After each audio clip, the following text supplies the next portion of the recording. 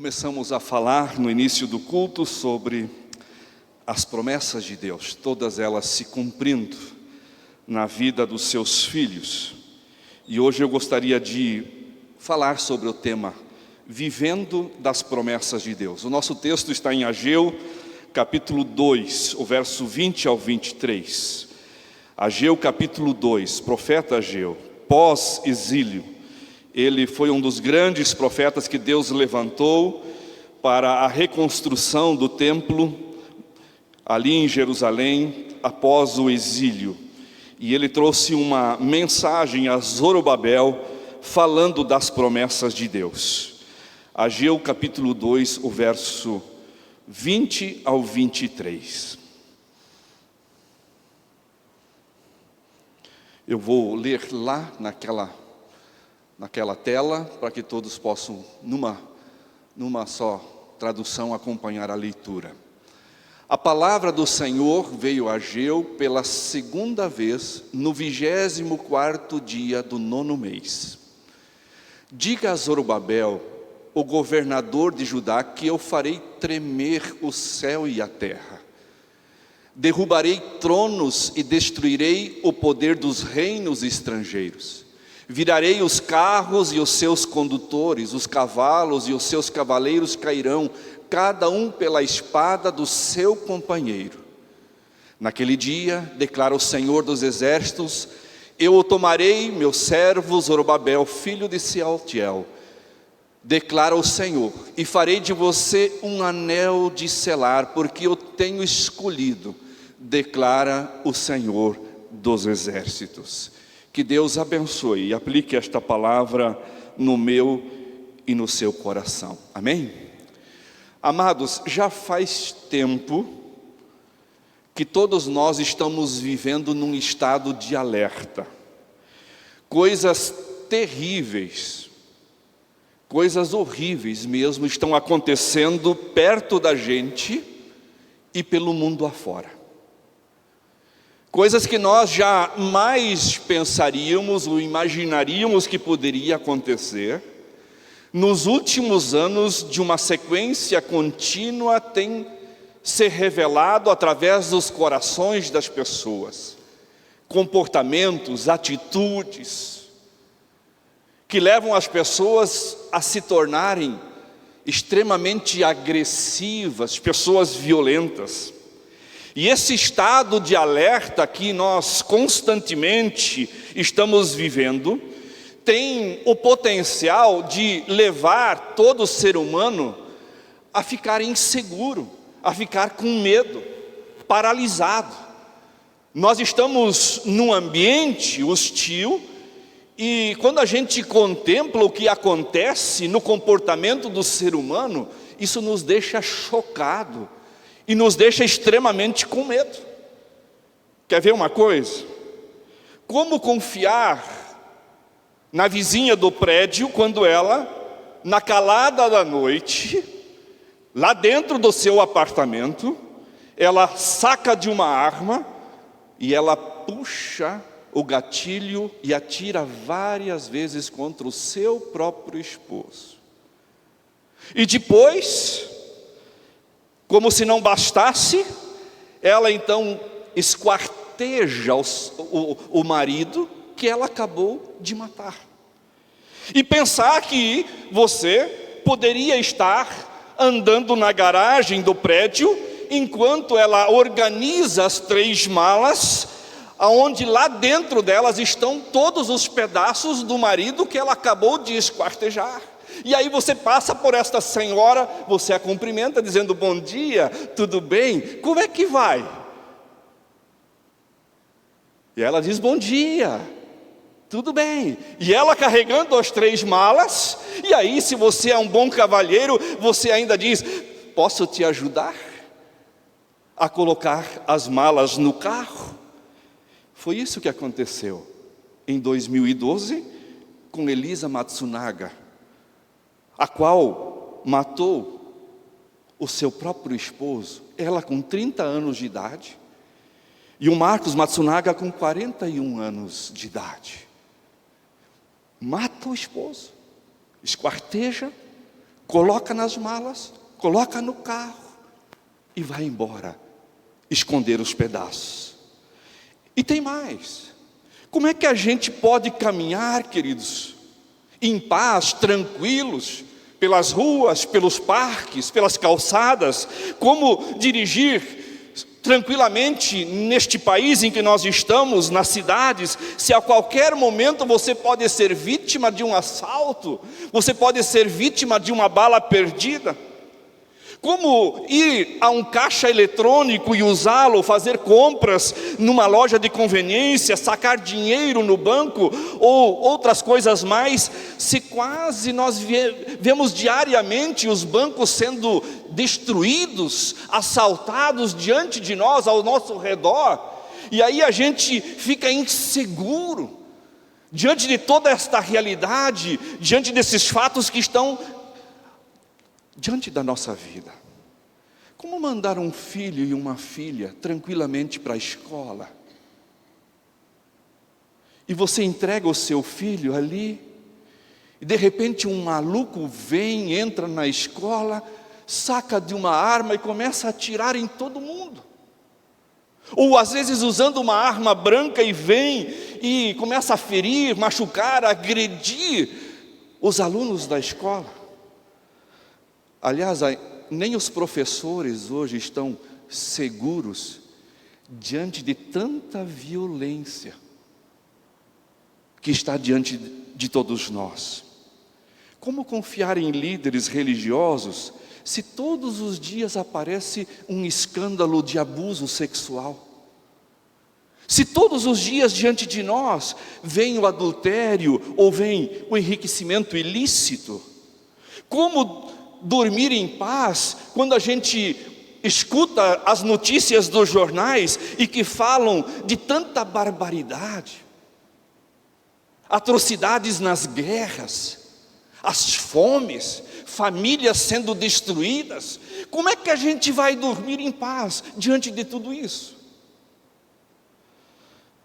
É sabido daqueles que são mais perspicazes por experiência própria que a resposta anterior ao medo, ou estado de alerta, é a ansiedade. Na ansiedade, o indivíduo ele teme por antecipação o encontro com a situação, ou com uma pessoa, ou com um animal, ou com um objeto que lhe cause medo. Especialistas no comportamento humano até traçaram uma escala de graus de medo, na qual o máximo seria o ser humano chegar ao pavor. Ou seja, o que mais pode trazer consequências diante de todos os fatos é o pavor na vida da pessoa e, em grau menor, o mínimo de ansiedade. Em face a tudo isso, irmãos, como é que a gente pode viver contente?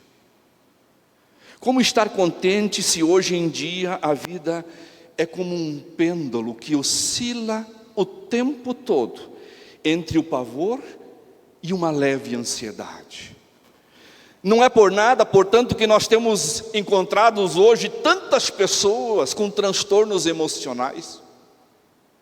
Nós temos tantas pessoas que estão envolvidas no seu íntimo com situações que são conflitos da alma, são doenças da alma que têm se manifestado por todo esse pavor que nós estamos muitas vezes enfrentando na nossa sociedade. Comentando sobre os dias de Ageu, João Calvino lhe disse o seguinte: os judeus, aqui nesse texto, eles estavam cercados de todos os lados. Ou seja, para todos os lados que os judeus olhavam, eles estavam ali enclausurados. Eles estavam como que aprisionados.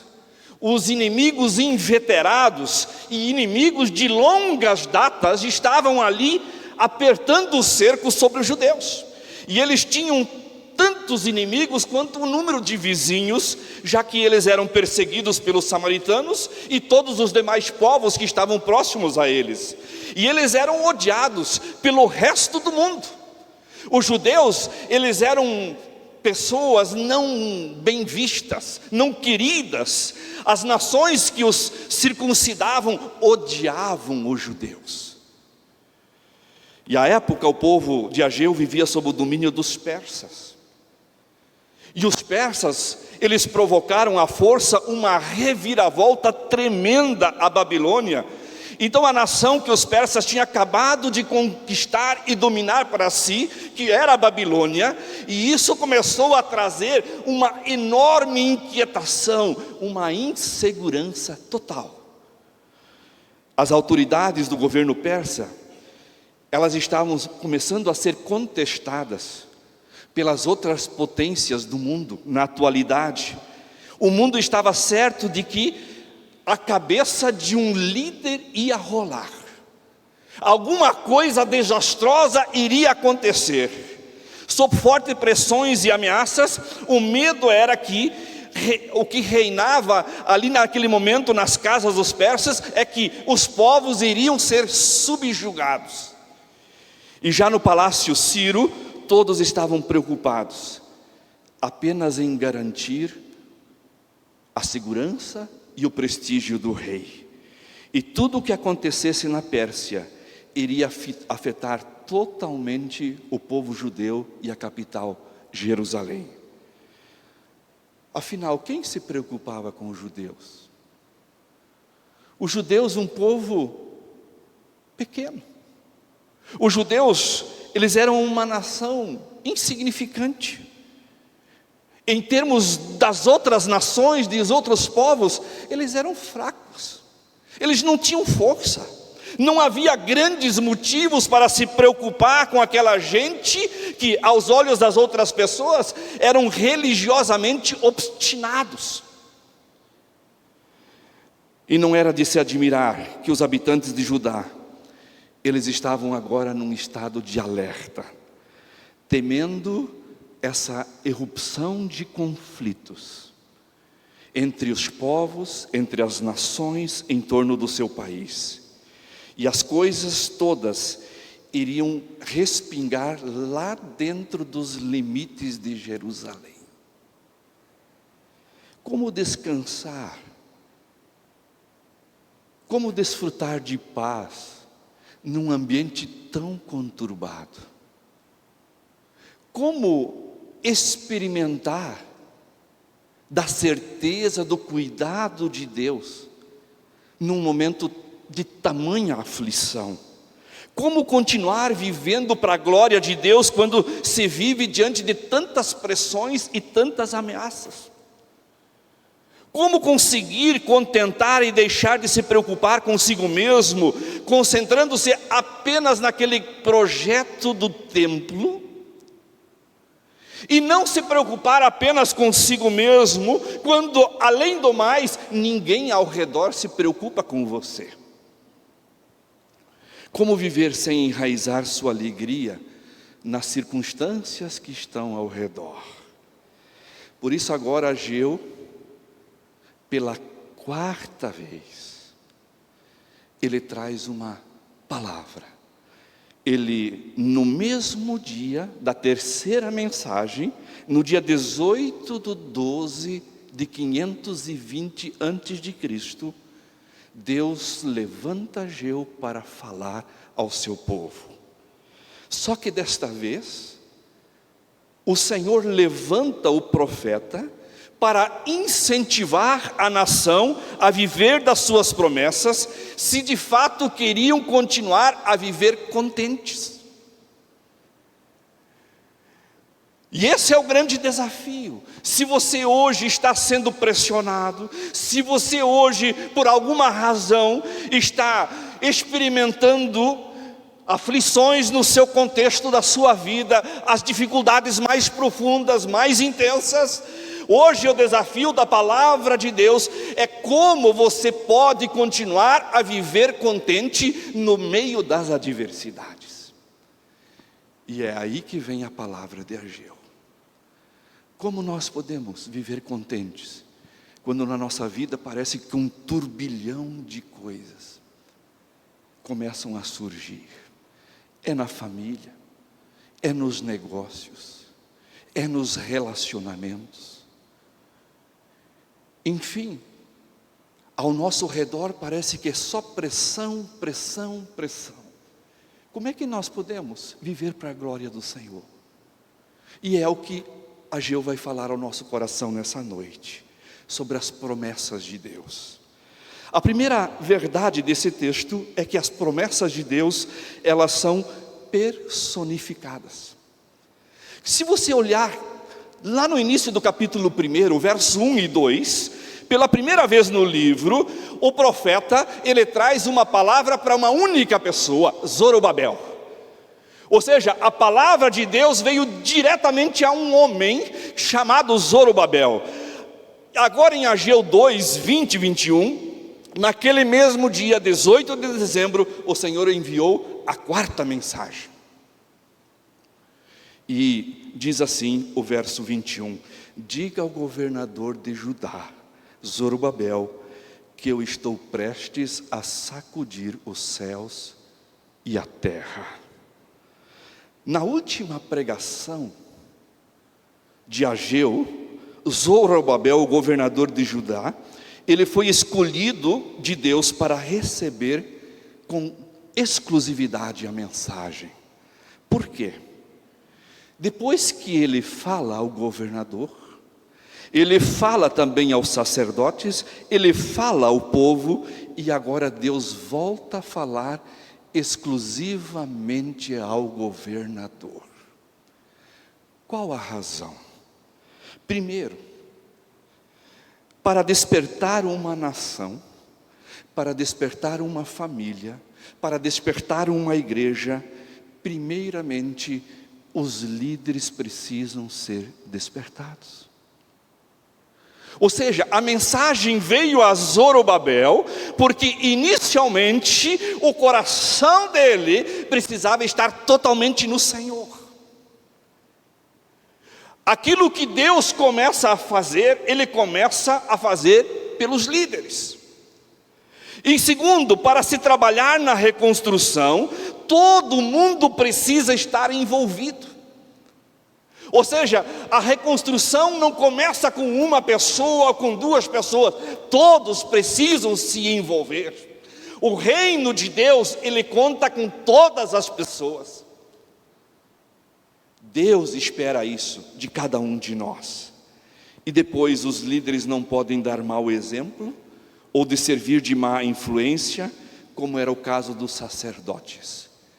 Os sacerdotes estavam falhando na sua forma de viver, de se comportar, de apresentar os sacrifícios, e a palavra então tinha que vir aos sacerdotes. E agora, por fim, no verso 21, Deus sabe que os seus líderes mais precisam de encorajamento. Os líderes são aqueles que mais precisam de uma palavra que venha os fortalecer diante dos desafios. Os líderes são aqueles que precisam sempre de uma palavra de força, para realmente levar a cabo os desafios que estão diante deles. Enquanto o povo teme, os líderes tremem. Tremem pela responsabilidade que está sobre suas vidas. Pesa sobre os ombros dos líderes as responsabilidades especiais relativas à liderança, as quais não são todos as que as carregam. Por isso que os líderes, aqueles que estão na linha de frente na batalha, eles precisam de encorajamento e de palavras especiais que venham diretamente de Deus. E servindo aos judeus remanescentes, os quais eles estavam sofrendo todos os tipos de males em Jerusalém, Zorobabel lutava para ver concluída a obra de um templo que humanamente era inglória. Aquele templo, em relação ao primeiro, como eu falei há uns domingos atrás, ele era pequeno, ele era humilde. Esse segundo templo não tinha nada a ver com o tamanho da glória do primeiro. Além desse quadro deprimente da situação no qual se encontrava, o homem da linhagem real pesava sobre Zorobabel a inconstância e o descontentamento do povo, sem contar com a inveja e a discórdia dos samaritanos. Não bastasse a tudo isso, mercê dos desdobramentos entre a Pérsia e as outras nações, que estavam sendo lideradas pelos babilônicos, ressurgia contra a potência da vez. A Pérsia, que por sua vez oferecia salvo-conduto, era aquela que dava alvará para os judeus, e estava sendo pressionada nesse momento. Percebeu? Não foi por capricho, mas foi algo que estava no coração de Deus, não por coisa insignificante, não por pouca coisa, uma mensagem que veio personalizada a Zorobabel. A primeira lição, diante disso, que nós podemos aprender, que não importa o que eu e você estejamos passando na nossa vida, não importa as pressões que nós possamos estar enfrentando no dia a dia, não importa o tamanho das tuas lutas, das tuas batalhas, o que a palavra nos diz é que Deus, Ele sempre nos manda uma mensagem personalizada. Fala a Zorobabel, fala ao irmão Carlos, fala ao pastor Wilson. A mensagem de Deus, ela vem de forma particular. E é nesse sentido é que Deus, Ele se preocupa em nos cuidar. Ele se preocupa em nos proteger, em nos guardar. Então nós podemos descansar nos braços do Senhor, mesmo na maior adversidade, mesmo na maior luta, mesmo na maior dificuldade. Eu e você podemos descansar nos braços do Senhor, porque Deus tem uma palavra para a nossa vida. Deus tem algo a nos dizer. Deus sabe quem você é. Deus sabe o teu nome. Deus sabe onde você mora. Deus sabe onde está a sua casa. Deus sabe da sua altura. Deus sabe da sua estrutura. Deus sabe de todos os detalhes da sua vida. Ele conhece todos. Ele sabe tudo o que é a respeito da sua vida. Ele sabe o quanto você pode suportar. Ele conhece a tua estrutura. Ele sabe o quanto de provação você pode passar. E na hora certa o Senhor, Ele traz uma palavra de esperança, uma mensagem personalizada para você, para cada um de nós. Principalmente, se você está à frente de uma família, se você está à frente de um trabalho, se você está à frente de um ministério, de um desafio, Deus traz uma palavra ao seu coração. Nós estamos estudando o livro de Atos no meio de semana. Saulo passa pela experiência de conversão. E o Espírito Santo pede que ele vá a Damasco, cego por 3 dias, não via nada. Ele vai a Damasco e ele se encontra com Ananias. Ananias encaminha ele a uma casa. Mas o Espírito Santo fala a Ananias: vá naquela casa que está na rua direita. Vai na casa que pertence a Judas. E lá tem um homem que está orando. Ele se chama Saulo. Coloca a mão sobre ele, ore por ele, para que as escamas dos seus olhos caem. Deus conhece a tua vida. Deus conhece aonde você mora. Deus conhece a tua casa. Deus conhece as tuas necessidades. E Ele traz uma palavra particular naquilo que você precisa. Esse é o Deus que nós servimos. Ele não é um Deus distante. Ele não é um Deus ausente. Ele não é um Deus que está com os ouvidos tapados, com os olhos fechados, não. Ele está atento a cada um de nós. E como nós seríamos, queridos, mais felizes e mais contentes se nós entendêssemos que servir, seja em que posição for, com derrotas ou com vitórias, é um privilégio inegociável. Porque aqui, quando a palavra de Deus chega a Zorobabel, a palavra de Deus diz: fale ao meu servo. Ao meu servo. Não tem nada mais valoroso e especial ao coração de Deus, de você ser conhecido como um servo e uma serva do Senhor. Fala ao meu servo, fala à minha serva. E não há privilégio maior na nossa vida de que nós sermos reconhecidos por Deus como servos e como servas do Senhor. A mensagem, ela vem personalizada. Uma segunda verdade desse texto, sobre as promessas de Deus, é que elas são precisas. O que mais pesava, queridos, no coração de Zorobabel, é que ele estava percebendo de perto a aflição do povo, o medo do povo. Aquele povo estava inseguro, cheio de temor. Eles tinham medo dos samaritanos, o que eles podiam fazer contra eles. Eles tinham medo da situação política que a Pérsia estava vivendo, medo de se dedicar totalmente à glória de Deus e ser feliz. Eles perguntavam: será que vale a pena tudo isso? Deus, portanto, decide falar com precisão ao coração de Zorobabel, aniquilando e tirando do coração dele qualquer medo e insegurança. Olha o que diz o verso 21 ao 23. Diga ao governador de Judá, Zorobabel, que eu estou prestes a sacudir os céus e a terra. Derrubarei tronos e destruirei o poder de reinos estrangeiros. Derrubarei os carros de guerra e os seus condutores. Os cavalos cairão e os seus cavaleiros matarão uns aos outros. Naquele dia, diz o Senhor dos Exércitos, honrarei você, meu servo Zorobabel, filho de Sealtiel. Farei que você seja como um anel de selar em meu dedo, diz o Senhor, pois eu o escolhi. Eu, o Senhor dos Exércitos, falei.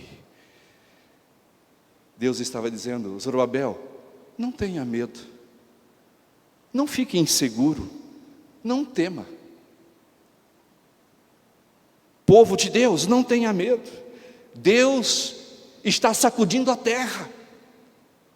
Deus está fazendo tremer os reinos. Deus é quem iria destronar os poderosos e subiria ao trono quem Ele desejasse.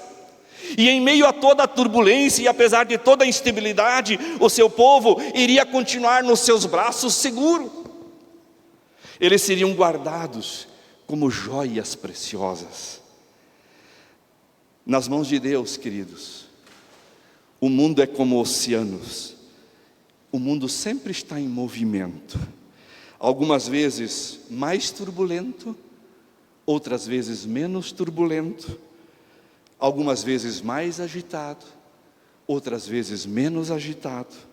Mas graças a Deus, quando a terra treme, Deus, Ele está movendo as peças do tabuleiro. E Ele chega no final e Ele dá o checkmate. Deus, Ele mexe as estruturas do mundo. Deus mexe em reis, Deus mexe em reinos, Deus mexe em nações. E chega um momento em que Ele dá a última palavra. Porque a última palavra é de Deus. Você crê nisso? A última palavra é de Deus. Ele faz tremer tronos. Ele mexe oceanos. Ele faz com que todas as coisas convirjam a Ele. Tudo está nas mãos do Senhor. Ele é que tem a última palavra. Deus estava sacudindo os ímpios da terra. O seu povo precisava apenas caminhar firme, com fé, confiando no Senhor. Por isso, meu querido irmão, minha irmã, continue a tua jornada, firme, confiando no Senhor, aquele que movimenta todas as coisas, Às vezes as coisas são turbulentas, são agitadas, são difíceis, mas creia, Deus está no controle. E no fim, a última palavra é dele. E no Filho de Deus, no Filho de Deus e na Filha de Deus, ninguém toca. Ninguém toca, porque nós somos do Senhor. E a última palavra a meu respeito e a teu respeito é de Deus. Ele é o nosso Senhor, Ele é o nosso Deus. E para finalizar, as promessas de Deus, elas são pedagógicas. Olha só, aqui, tudo que Deus vinha falando, diante dos desafios, das turbulências, daquelas inquietações, daquele medo, daquilo que estava acontecendo ao redor, nos povos, nas nações, Ageu diz, Zorobabel, fique tranquilo que tudo isso Deus está usando para que Cristo venha através da tua descendência. É incrível. Zorobabel foi o homem escolhido por Deus, dentro da linhagem judaica, para vir Jesus. O nosso Salvador, o nosso Senhor. É impressionante, queridos, como a profecia de Ageu termina com uma bela referência aqui ao Messias prometido de Israel, o nosso Senhor Jesus Cristo. Veja, se essa profecia toda de Ageu, ao longo das suas 4 mensagens, tem como o objetivo de revelar que o nosso contentamento tem que estar na glória de Deus, nada melhor do que terminar o livro exibindo que o centro da glória de Deus é a própria pessoa de Cristo Jesus, o nosso Senhor. Olha como termina 2:23. Naquele dia, diz o Senhor dos Exércitos, honrarei você, meu servo Zorobabel, filho de Sealtiel. Farei que você seja como um anel de selar em meu dedo, diz o Senhor, pois eu o escolhi, eu, o Senhor dos Exércitos, falei. O anel de selar, ou o pingente de selar, continha uma pedra cravada, e que o símbolo da pessoa estava ali naquele anel, dizendo que ele era o poder, a autoridade. O selo era a sua marca. O selo era a garantia de que ele tinha a autoridade. Então aquele anel tinha a autoridade de lacrar uma correspondência, de dar veracidade como uma assinatura de algum documento oficial. Então funcionava como algo autenticado, uma impressão digital. E aí era algo muito precioso. Ficava no dedo do rei. Se não fosse no dedo, era um pingente que ficava no pescoço, e ninguém poderia tirar esse pingente. Era algo que estava cravado no seu peito, e ele jamais desgrudava do seu dono. Mas os babilônios, servindo como a mão do próprio Deus, arrancaram este anel da mão do rei Jeoaquim. E é por isso que Daniel, seus amigos, depois o povo todo, foi cativo à Babilônia, porque o anel foi tirado. E agora vem a palavra de Deus e diz: eu coloquei este anel no teu dedo, Zorobabel, e ninguém vai tirar. E esse anel transferiu a Zorobabel, garantindo de que a promessa que sempre estava no coração de Deus, por mais que foi tirada por um tempo, mas no coração de Deus ela nunca foi quebrada. E em Zorobabel se cumpre de que através da vida dele, a linhagem de Jesus viria. Eu te selei com um anel. Você é o meu escolhido. E se você olhar nas linhagens no Novo Testamento a respeito da genealogia de Jesus, por 2 vezes Zorobabel está nas genealogias da vinda de Jesus. Mas note que em Ageu 2:23, Deus estava dizendo que Zorobabel seria como aquele anel de selar, ou seja, ele ficaria protegido no seu dedo e no seu pescoço. Mesmo que as nações fossem chacoalhadas, mesmo que as nações pudessem trazer insegurança e medo, os ímpios sacudidos, mas Zorobabel e o povo iria permanecer seguro. Ninguém menos do que o Senhor estava garantindo esta palavra. As palavras de Deus, elas sempre são pedagógicas e elas sempre apontam para Cristo. Tudo que Deus prometeu e garantiu, como selo, como aliança, como anel, na pessoa de Cristo, aponta a minha vida e a sua vida para Cristo. Tudo que Deus tem planejado para mim e para você, nesse selo, é que nós estamos inclusos dentro do plano de Deus. E Deus está nos levando para estar com Cristo. Por isso, a minha vida e a sua vida é para a glória de Cristo. O que nós fazemos, o que nós realizamos, é para glorificar a Cristo. Aquilo que nós realizamos no trabalho, no dia a dia, o teu trabalho é para a glória de Cristo. A tua família, os teus filhos, é para a glória de Cristo. Nós nos casamos para a glória de Cristo. Nós comemos, nós bebemos, como diz o apóstolo Paulo, para a glória de Cristo. Tudo o que nós fazemos é para a glória de Cristo. Em Cristo, portanto, se resume todas as coisas. Por isso que Romanos 11, 33, 36, o apóstolo Paulo diz assim, que tudo é por Ele, para Ele e por meio dEle. Para Ele são todas as coisas.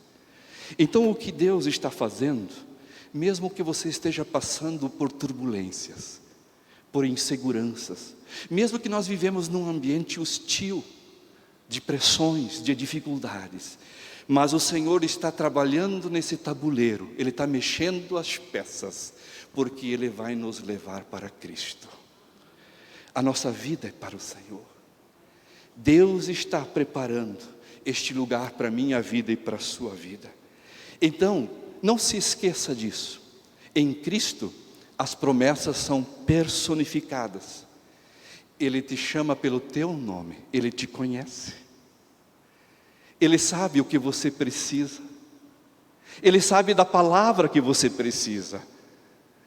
As promessas são precisas, porque Ele te chama para ser separado para Ele. Ele quer te chamar como meu servo, minha serva, assim como chamou Zorobabel de meu servo. E as promessas são pedagógicas, porque elas nos levam à pessoa de Cristo. Queridos, o mundo em que nós estamos vivendo e tudo o que acontece ao nosso redor, sempre nos deixa em alerta. De que modo eu e você podemos viver contentes neste mundo? De que modo nós podemos ter paz e prazer no viver? Somente quando o nosso olhar sempre estiver em Cristo, aquele que é o anel da nossa aliança, aquele que firmou um compromisso interior e superior consigo mesmo, em nos segurar, em nos sustentar, em nos guardar, mesmo no meio das adversidades.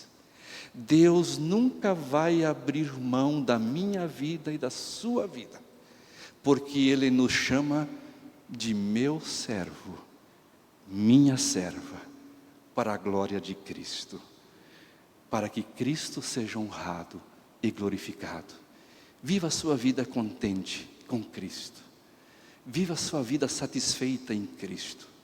Tudo o que acontece, Deus está conduzindo, Deus está mexendo, Deus está trabalhando, para que no final Ele dê o checkmate e Ele diz: agora está concluído. A vitória foi garantida por Cristo Jesus, o nosso Senhor. Aqueles que são de Cristo são mais do que vencedores, porque Cristo venceu por nós. Que Deus abençoe e aplique esta palavra no meu e no seu coração. Amém?